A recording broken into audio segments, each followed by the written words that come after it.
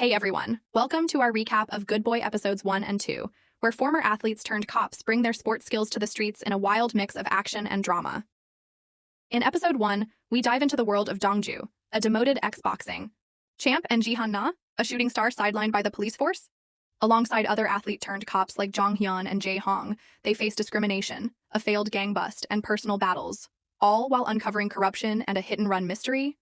Episode 2 ramps up the stakes as Dongju chases leads, Han-na faces danger at home, and the team's unique fighting styles, boxing, shooting, fencing, wrestling, and discus, collide in epic showdowns.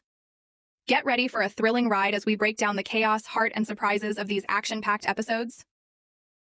Good Boy Episode 1 starts with Dongju, a former boxing champ, telling his story. Now he's a demoted cop, selling his gold medal for money. Ji-Han-na, a shooting champ, is stuck posing for police photos instead of real work. Athletes like them are looked down on because they joined the force without taking the usual exams. Dongju's old mentor, Ko Man-sik, is on a mission to catch a gang. While watching the street, Man-sik steps away to pee, leaving Dongju alone. An explosion warns the gangsters, and they start to run. Dongju faces the main bad guy, Golden Bunny, but gets knocked out. The mission fails, and both get yelled at by other cops. We meet Shin Jae-hong, Dongju's old friend, now a traffic cop.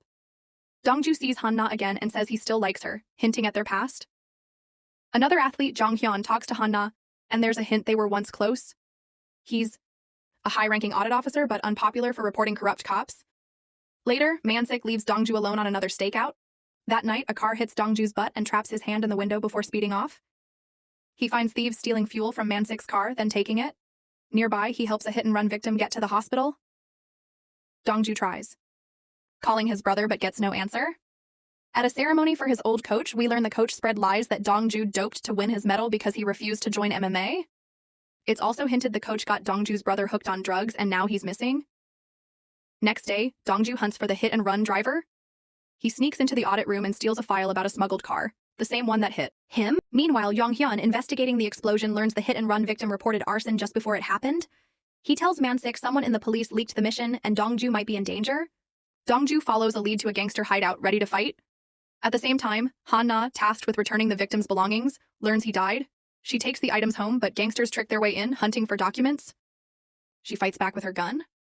Elsewhere, thugs attack Jong-hyun on the road, sent by a cop with a grudge. Jae-hong sees it happen. Everyone fights using their sports skills. Dongju punches like a boxer, Han-na shoots like a marksman, Jong-hyun fences, Man-sik wrestles, and Jae-hong throws a huge sewer cover like a discus at a speeding car.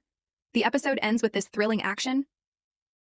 Episode 2 starts where our athlete cops keep fighting crime with their sports skills. Dongju takes on a whole gang in a warehouse, even beating the Golden Bunny. Man-sik shows up with backup, arresting the gang and making Dongju a hero. Meanwhile, Han-na fights off attackers at her house with paintballs, and Jong-hyun finds them down when he arrives. Back at the station, the athlete squad becomes a big hit. That night, Dongju meets his brother, who's struggling with drug addiction. Dongju begs him to get surgery, but his brother vanishes, likely because of their shady old coach who got him hooked. The next day, Man-sik convinces the commissioner to form a special athlete unit for crime cases. They get their own cabin, and the team, except Jong-hyun, is excited to work real cases. While questioning Golden Bunny, Dongju spots a gold watch matching the hit-and-run drivers, but they learn the commissioner made their unit just for PR, not real work. At a public event, the commissioner shows off new bulletproof jackets and mocks Han-na, making her shoot dummies.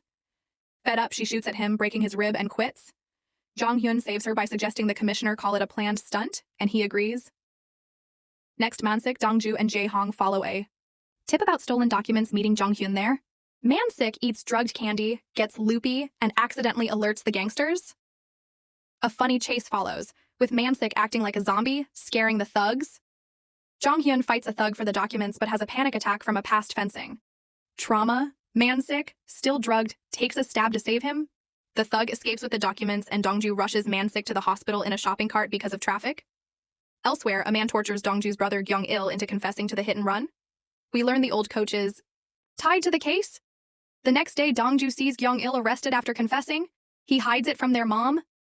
At the hit-and-run victim's funeral, Dongju spots the same gold watch on someone. He checks the guest list at the victim's old workplace, the customs department, and finds Min Ju-young, the real hit-and-run culprit who framed Kyung-il. The episode ends on this tense twist.